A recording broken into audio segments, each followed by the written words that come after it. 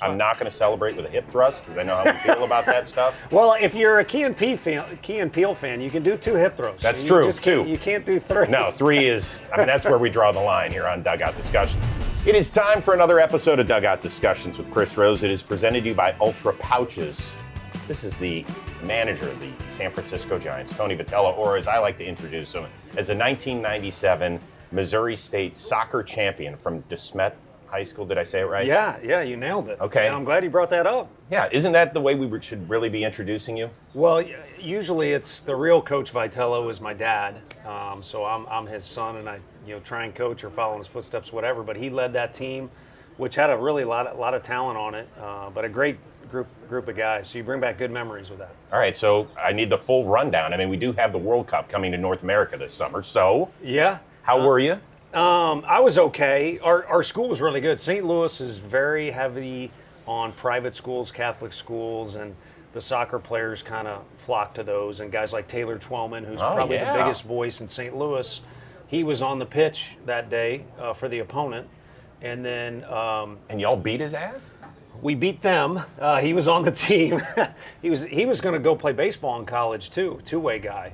Or a 2-sport athlete. Yeah, he was a stud, but one of the best players on our team is Cincinnati's MLS manager, and he was manager of the year for his team. So good memories back in St. Louis. A lot of good basketball players as well. One way or another, got here in this dugout. Pretty blessed. So you do go on to coaching, and you actually got back to Missouri relatively early, in your 20s. Were you indeed the guy that brought Kinsler there and Scherzer? So Max, I helped with my recruiting dinner with him was quite epic. If you know Max, I mean, he's always egging stuff on off the field, and I had to get the Diablo pasta, which is the hottest version of it. So his first meal in Columbia, Missouri, was watching me sweat like crazy. But we ended up having a fun night and a great weekend, and whatever we did right there to recruit him, it changed the course of the program. Prior to that, Ian Kinsler was our shortstop. Brad Flanders was our catcher. I helped recruit him, but as a player, he's now the bullpen catcher for the Phillies. Our center fielder was Jace Tingler, who's our bullpen, or I'm sorry, our bench coach, former manager of the Padres. So we were really good in the middle of the field. But Jace was my former teammate. I helped recruit Brad, and then Kinsler transferred in, and we come around the corner, my first year of coaching, and practice hasn't started yet, but there's guys on the field, and this is before video. We saw Ian taking ground balls, and one of the older coaches looked at me and said, "You're not allowed to coach that guy." And it wasn't a joke, and it wasn't friendly. It was, that guy's perfect, stay away from him. And all I ever did really was throw BP to Ian. So who's responsible for every time he hit a pop-up that he'd put his head down in the major leagues? Because I can't tell you the number of guys who got pissed off about that. Yeah, I don't know that, but I do know in meeting his father, it's why he's as tough as he is, and he still is, but obviously was as a player. I always used Ian's name to reference cold weather. In college baseball, you start in February and it's too early. It's cold everywhere. Texas, it doesn't matter where you're at. The best cold weather player I ever coached, the least affected by it, was Ian Kinsler, which makes no sense. He's from Tucson. Yeah. But it just kind of speaks to the level of toughness he had and kind of the mentality he played with. So when did you know Scherzer was Scherzer? And maybe not talent-wise, but mentality, because you can't talk to that dude on game day. No. I've known him for 15 years. You don't ever want to even look into his eyes, but I don't know which direction I'm supposed to be working anyway. Yeah, being in this stadium is still a wow factor for me, so I wish I was more intelligent on certain topics, but I do know the Max story real well, so I'll ramble on that for a second. His junior year, he had a great arm, but it wasn't like success was through the roof. Senior year, I'm sitting and watching him the summer before he comes into Missouri. Gary Henderson, who coaches at Utah, anyone in college baseball knows Gary's brilliant, says, "You guys got something right here that's pretty special." And that's when it kind of clicked, like this could be fun. Freshman year, we have a great staff. He only gets 18 innings, and he was frustrated by that. But in the office, behind closed doors, we were talking about this is going to be the guy. And so let's coach him a little differently or give him a little more extra attention. Sophomore year is when he absolutely exploded onto the scene. Guys' bats were going backwards. But something happened between that freshman and sophomore year. His buddies that are lifelong friends of his, they call themselves the Cartel, those older guys had a crazy amount of toughness, a ton of personality, And Max kind of already had that, but I think they pulled more of that out of him. And so it's been this evolution of, since freshman year, there's just more and more attitude added on to Max's game to where you get crazy scenes where, John Schneider's the best dude in the game. He's just out there to have a conversation, and Max is ready to go ballistic. So it's evolved into something that's fun to watch. Did you try and get him out here? Because in my little free agency offseason thing, I was like, Max Scherzer, perfect for this. Can convey the message that the new Skip wants? I think our pitching coaches here have done a tremendous job. So I kind of say this in jest, but also in seriousness. I think the move would have been if he was willing to be a player coach. It might have been the most appealing thing. But it was a topic that was talked about a lot, and I always just kind of used the common phrase of this is not an invitation to a Halloween party or, to go see a college football game somewhere. This is business. So I think we did a pretty good job of keeping that divide, and obviously we still keep in touch, and he does with the other Mizzou guys we have in our dugout. But he's off doing his thing, and I know he really enjoys being in Toronto. So you're saying that you've gone to college football games with Scherzer? I have with him and other big league guys, and Peyton took such good care of me at Tennessee, and I think part of it was him always doing right by Tennessee, but we also became friends. And so whether it's Max or Peyton or those guys, you get a pretty SEC football. You get a pretty star-studded Rolodex that comes through there, and getting to meet those guys.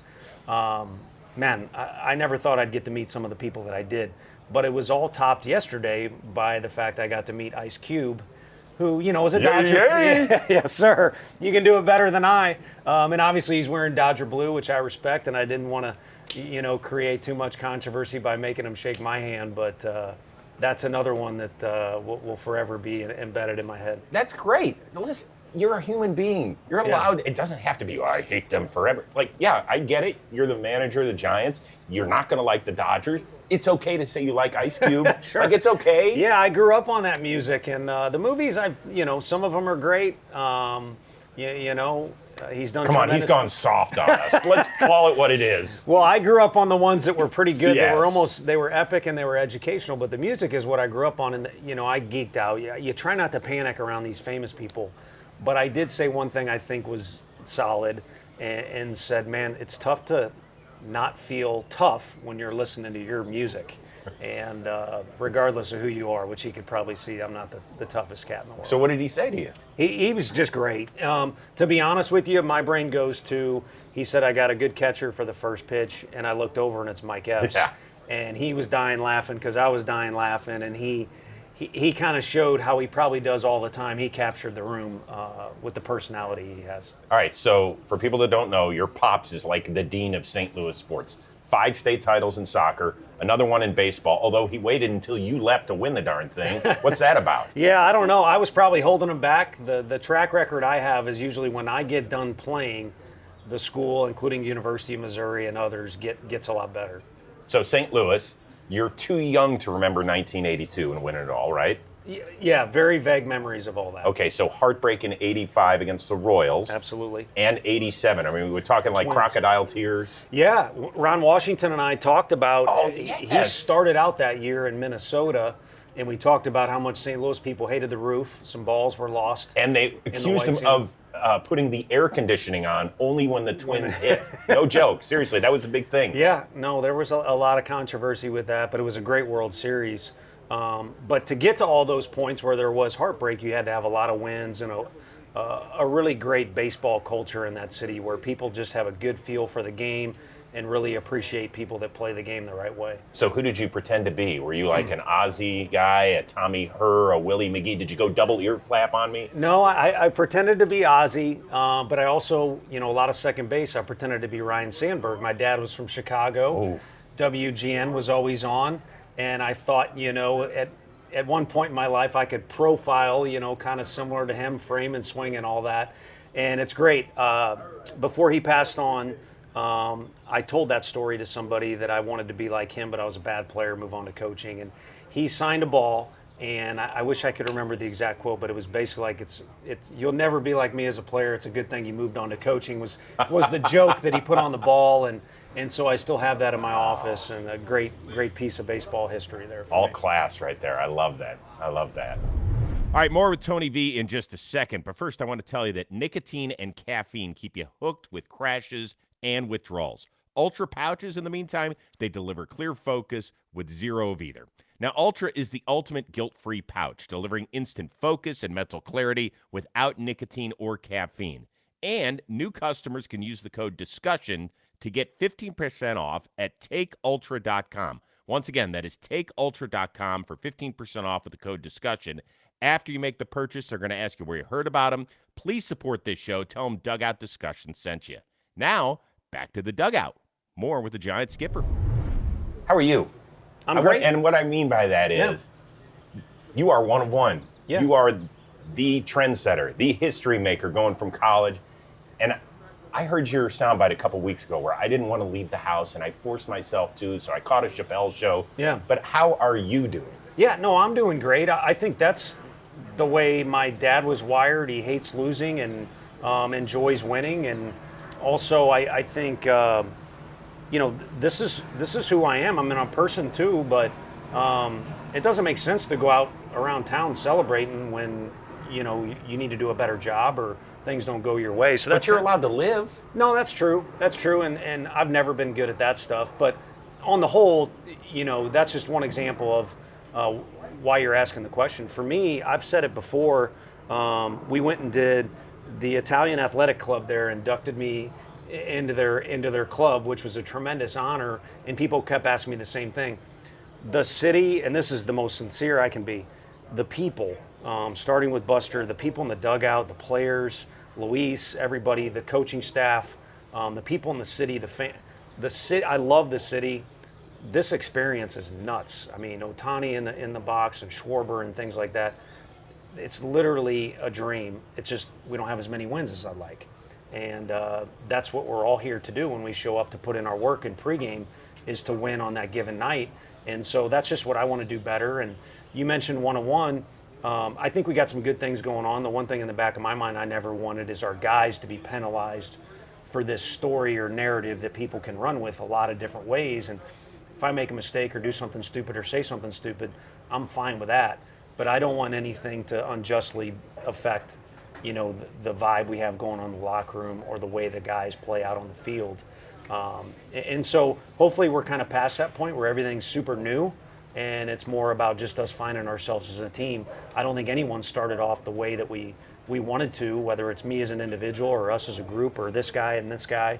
But it's all about the journey when you're a competitor, and we're finding ourselves. I had the good fortune of covering 2010, 2012, 2014.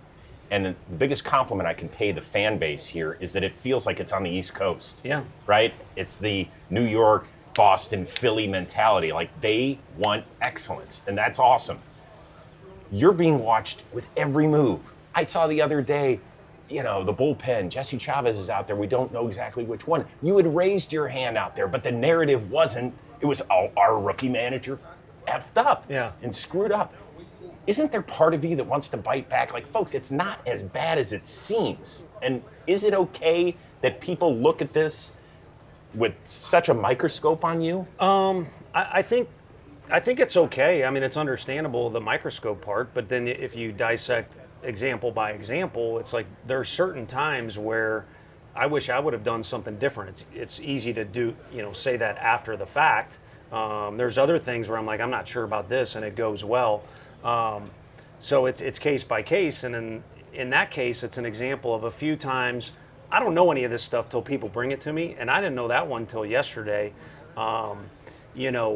It's kind of fabricated because there was two guys in the pen. Only one had thrown off the mound at that time. So there's only one guy available. He's the left-hander. We go out there. He came in the game. The right guy came in the game, and he got out of the inning. Now, we ended up getting our ass beat in the game, but it had nothing to do with that particular situation. So why those guys reacted in the bullpen, I don't even know, because I didn't look at the video, and I'm sure it was just or whatever. But I think there's been some things that have been created that didn't even really exist because of the microscope thing. And like, I don't care about me because most of the times I don't see it, and then I don't mind being the bad guy or the good guy or whatever it might be. I just don't want anything to affect the way it goes on the field. And the one thing I know is 1,000% fact from being around college kids, and like Bryce Eldridge is in the lineup tonight. He would be in college still. So the guys that are on the MLB teams are guys I would have coached in college. Social media and what people have to say affects their world more than it should. The other thing that people will say is, well, Tony doesn't have the experience at this level. So how can Matt Chapman and Rafael Devers and Wily Adames and Logan Webb take him seriously when he doesn't have the pedigree that other guys do? Does that piss you off when you hear that? Not really, because it's a decent argument. You know, there's always going to be two sides of the table when you got any topic. And I think some were completely swayed where it's like, no doubt this guy's a better player than this guy or whatever. But for that, I think it's a justifiable argument as long as we're in this year one. But I think, you know, for me, I don't see it as an issue. The issue is more about connecting with the person first and then the player second. And don't have to be liked by the players, but got to be respected. And I think the one thing that all players I've been around are, if you're fully invested and you're working hard, respect is probably going to be there. And then if they know you're in the fight just as much as they are and you have their back in that fight, then you probably have respect from everybody. And again, that to me is more important than being liked. But I think if anything, we all probably liked each other too much in spring training and at the start of the season, and we had these high hopes and nothing went, you know, right out of the chute for the most part. And it kind of created a negative buzz. And then on top of that, probably the microscope thing fed into that a little bit. And next thing you know, we're kind of running in sand more than we would like to. Obviously, this is the first time we've met. I love your communication skills. You are unlike any manager or coach that I have covered in 3 decades of covering professional sports, and I appreciate that. Why don't you speak in cliches? Why do you let some people take what you say, and if we could go any direction with it, you're so honest. Did that come from somewhere? Not really, other than, this is weird to tie it in, but you know, when you're a recruiting guy in college, you're the liaison between scouts and the players. And the one thing we always try to do is talk to our players and say, hey, these scouts are just guys that have a job to do. And so when you sit down with them, be honest, give them information, spend time, be on time, let them do their job. And then in the SEC, it became a thing where, same thing with the media for our players. Be on time, at least, you know, they have a job to do, and you know, give them honest answers and honest feedback. So it was kind of a practice what you preach thing. The one thing I will say that was fun is Shane Battier decides to come back for his senior year at Duke. And obviously he's a brilliant mind, education, academically, in those categories, and a superstar player, decides to come back rather than go in the NBA. And I remember an interview where someone asked him what one of his goals is. And obviously a goal should be Naismith Award, Final Four, win a championship, ACC champs. And he said he wanted to go the whole year without using one cliche in an interview, which again speaks to his intellect, not mine. But that popped into my head when you asked that question. I don't think I really have an origin of it other than I don't, umpires, media, scouts, agents, those people, as far as their job, they all have a different job than I do that can probably only interfere with trying to win games. But they are people. And so my dad was as intense as it gets, but my mom was pretty damn strict about the manners. So I think it's just about respect for people's time, and you got to have something to write. So, and I'd rather just have a conversation rather than, you know, whatever. And then what you do with it, I don't really care, because it's not going to affect my world unless it gets so loud to where it's, hey, the lefty came in and now you're the third, you know, media person to bring it up. Now at least I know about it. But again, for me to let that into my world's already pretty chaotic, you know. So you didn't take an improv class or anything? No. Not one? No. I did, you know, a couple of my best friends live here in LA, and I crashed an audition once for a commercial. And the problem is when it got done, my part, they pulled me aside and asked me like all these questions, you know, about all this stuff. And I got exposed. It was very embarrassing. Oh, yeah, so wait a second. They looked at you and they were like, oh, this guy might be an actor? No, no, I think it was a part of the process of you go and you act out the scene, and then the next step is you got to give the next person details and stuff like that, and I failed miserably at that. So that was the closest I ever got to any improv, acting, or any of that stuff. That would have been good. Finally, I'm a huge college baseball fan, but I've lived out in LA for the last 20 plus years. If I can go to one road venue in the SEC and it's not Knoxville, Tennessee. Okay, thank you. Where am I going? Fayetteville, Arkansas. Otherwise I would have said Knoxville. It's pretty rowdy there. Okay, you cannot have worked at either place. Now where? Oh, man. Well, it depends what you want. If you want to eat and drink, you need to go to Baton Rouge. But all those venues, this sounds very cliche. Kentucky invested so much money into their stadium. It doesn't get quite as rowdy as often as it does at the other places. But literally almost every place has become, a party like it is on a college football Saturday. And it's growing in other places too. And then, one thing about college baseball, I'm shifting away from your question about the environments, but SoCal baseball was everything when I was growing up. Long Beach State, Longoria, and Fullerton, and Pepperdine wins a national championship.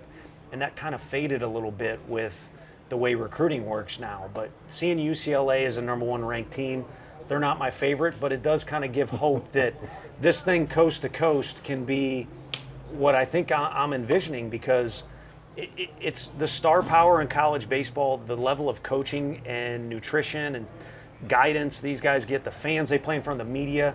It is like a lower level of Major League Baseball. And if that bridge can connect a little bit more on the two working together, I think college baseball can get even more explosive. We were talking yesterday with a Japanese reporter who was asking me about certain things, about more Asian players being in college baseball. I think there should be more Latin players. Just cultivating that whole deal. But even if that doesn't happen, that sport is going to continue to go up and up, and it ends with one of the biggest parties in the United States in Omaha. This was a blast. I appreciate the time. We don't get a lot of managers on this show, so thank you for doing that. I'm not going to celebrate with a hip thrust because I know how we feel about that stuff. Well, if you're a Key and Peele fan, you can do 2 hip throws. That's true, 2. You can't do 3. No, 3 is, that's where we draw the line here on Dugout Discussions. Yeah. So now what we do is we toss it, because my wife now takes over the show. Okay. So if you want to say Michelle Rose, take it away. Michelle Rose, you are the boss, so take it away. Can't live without this. My phone background is of my fur baby, Sydney. What's on yours? I'd show you, but my phone, funny enough, it's actually broken right now, so. Did you drop it? I dropped my phone, yes. E8? Yes. Nothing. You actually have nothing on your phone? No.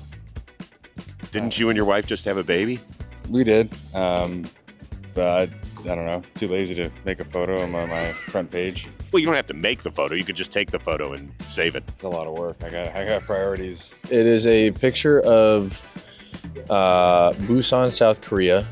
I took outside of a bus window when I was playing there in 2019 for one of my USA experiences. I actually just changed it. It's a picture of my daughter looking out from the stands out at me playing at Dodger Stadium. How adorable. It is. Like this, is this a last 48 hours sort of change? Yeah, I literally just did it like yesterday, so it's funny you asked. What is it? It's Megan, I think, right? Yeah, it's Megan. Oh, that's adorable. Right? You zoom in? That is. I don't even message you there. Cute.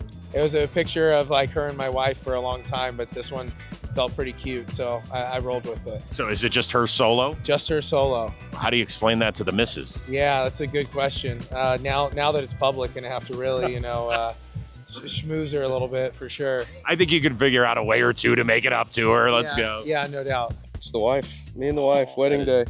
That's adorable. Yeah. Does that ever change? Nope. Yeah, it used to be just a black screen, and then I switched it up. Wait a second. It used to be just a black screen. What are you, a dark human? Yeah, I didn't want to it was already too distracting every time I get my phone. You didn't want to make a commitment? It's like a bug light. What do you mean? So Megan on the back of my phone? Or anybody. I know. I think it's more about just like, I don't want things to distract me from it, because I get on my phone, I'm already like, oh, let's go to Instagram for 4 seconds. And then, you know what I mean? Before the wedding photo, was it still just the two of you? No, it's probably a fish. Me and a fish. You and a fish. So you went. You did not just say this. That You went. changed a lot. You went from a fish to the big catch. Yep. So I don't have I don't have Instagram on my phone. I don't have any of that. But it's such a distracting device that if I look at a boring black screen, I just gotta want it. And so I just do what I gotta do. I'm on my phone, I check my email, whatever messages, and I go away. So there you go, parents. Parenting tip 101 from a guy who doesn't have a child yet. Just make it a black screen, and your kids will actually listen and interact with you. My screensaver kind of rotates, so I got a picture with everyone in my family and a picture of my car. I love my car, Bronco. You have it's a Bronco, or you named it Bronco? It's a Bronco. Its name is Betty. So it's a girl, it's a she. So that's my pride and joy. My family, wife and kids. All of them? All of them. Yep, all four. You don't rotate them around based on how well behaved they are? No, because they're my kids, so they act like me. So they're gonna be, so they act like me. So you can't get too mad at them. But there is a power rankings. As parents, we all have power rankings, and we move them. It's okay to admit it. How did we drop the name Betty? You can go a lot of ways with it. It just felt right, Betty White, the list could go on. There's a lot of Bettys out there, so name it what you want, but Betty is Betty. That's impressive that somebody your age knows about Betty White. That's impressive. What were you, a Golden Girls watcher? I'm not gonna lie, I don't know who Betty White is, but I've just heard it over and over on social media or something, so I'll stick with it. I like the sound of it. You'd be surprised how it ranks for me. Are they all tied for first? No, it's who's well behaved, who's not, and who can say some funny stuff. Ooh, humor. Yeah, who can get underneath mom's skin a little bit, stuff like that. It rotates, family pictures. So is it rotating between the kids, and do they ever get jealous if they see their picture or a sibling's picture? Without a doubt. Every time you click the power button, and my oldest daughter's a little more aware, she's like, these are all of Anna and Izzy. Where am I? You're coming, you'll be up there. You're in the next rotation. Stock standard, never changed it. What is it, just dark? Yeah, whatever the default one is. There's nothing on here. It's apps. It's and like a little blue wave. They make them without cracks on it, right? Yeah, they made this one with a lot of cracks. We're going to admit this. There is a power rankings of your kids, is there not? It happens, and it's constantly fluctuating. See, this sticks around too long. This will be there forever on Instagram or whatnot. So I can't. Once they figure out how to use social media. I'm going to answer from a man here. He is way too nice. Yes. Some kids put their dishes away, other ones don't. But there's an age difference. Time will even that stuff out. Did you ever have a picture on it? No, I don't think so. We have to dig into the emotional attachment of Eli Morgan, I think. We have to find something that's good enough out there to put on the screensaver, okay? There's probably something there, but that's off camera. It's actually nothing. It's black. It's a black screen.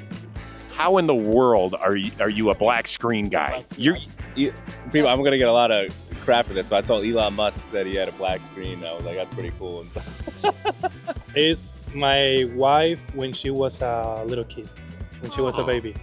I don't know why I have that, but... So I follow in the footsteps of Elon Musk. We're very similar. Yeah. Same tax bracket? Yeah, a little close. Same mental awareness of what's going on and everything like that. So I don't think he dropped out of college. I didn't go to college, so very similar. Does she love that? I think so. Does she know it's on there? Yeah, she know. I think she like it. She didn't tell me anything yet, so probably she like it. My girlfriend and I at a Bills game, and then the inside one is I think it's Oak Hill Country Club in Rochester, my golf course. Yeah, so those are my two loves. Wait a second, member of? Yes, sir. That's some baller stuff. Yeah, it's that was my big thing when I made it to the big leagues. That's always been a dream of mine to join the local course.